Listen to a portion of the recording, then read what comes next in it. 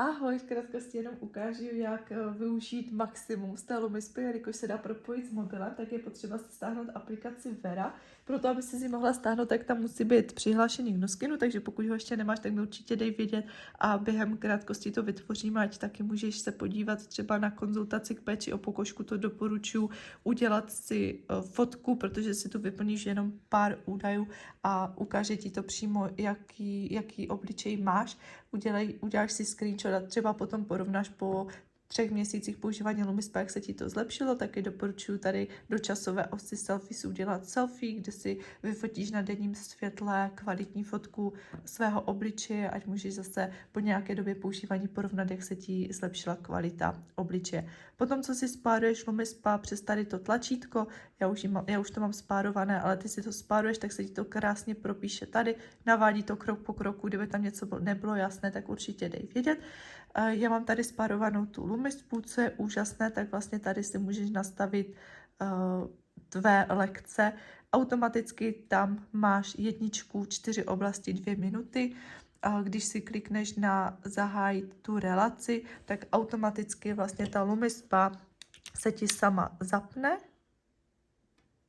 Tady zase, jo, když něco nejde, tak tě to tady navede. 2krát klikni tlačítko, tím se to vlastně nastartuje a můžeš zkusit znova a sama se začne točit a krásně tě to navádí, ukazuje ti to pohyby, jak dělat. Kdyby došlo k tomu, že bychom lumispovali moc rychle, tak se nám to červeně ukáže, kdyby tam byl velký tlak, zase ukáže nás to, zastaví nás to.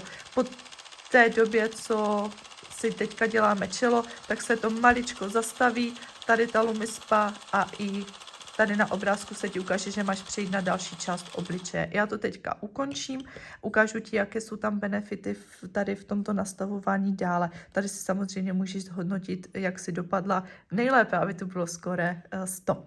Tady dál si můžeš nastavit tvé vlastní postupy. Já jsem si nastavila třeba rychlé čištění, které je na minutu.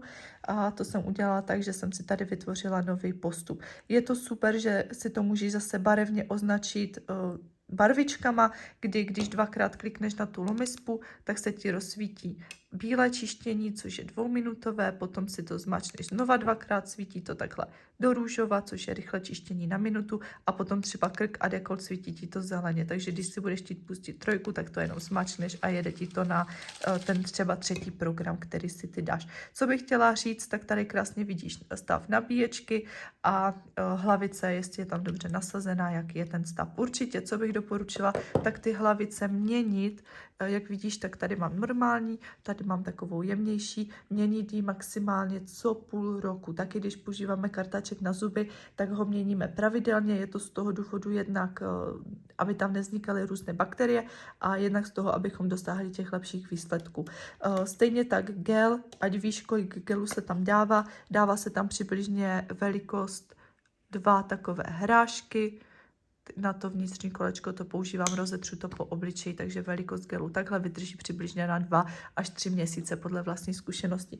Kdybys potom chtěla se podívat, jak to používáš nebo nepoužíváš, tak tady máš použití ocenění, krásně se ti propíšou ty procedury do kalendáře a můžeš si i zhodnotit ty, jak často to používáš. Ještě když jsme u toho, jak zviditelnit ty výsledky, tak určitě bych doporučila, jelikož po čištění zůstanou ty pory otevřené, tak díky tady tomu toneru se nám krásně uzavřou ty pory a připraví nám to na následnou péči, jako je tady toto sérum nebo jiné sérum, které tam má Nuskin, a protože zase to sérum nám připraví ten obličej pro dávku té naší hydratace, kterou mám tady já v kelímku a postupně, samozřejmě neříkám, že si to máš pořídit najednou, ale postupně bych doporučila tady všechny tyto 4 kroky, jak čištění, toner, sérum, tak hydratace, abys mohla využívat co nejlepších výsledků na své pleti. Takže těším se na výsledky, kdyby něco nebylo jasné, kdyby to nešlo propojit, nebo byl tam nějaký zádrhel, tak určitě dej vědět, pořešíme to spolu a těším se na tvoje fotky a tvoje výsledky.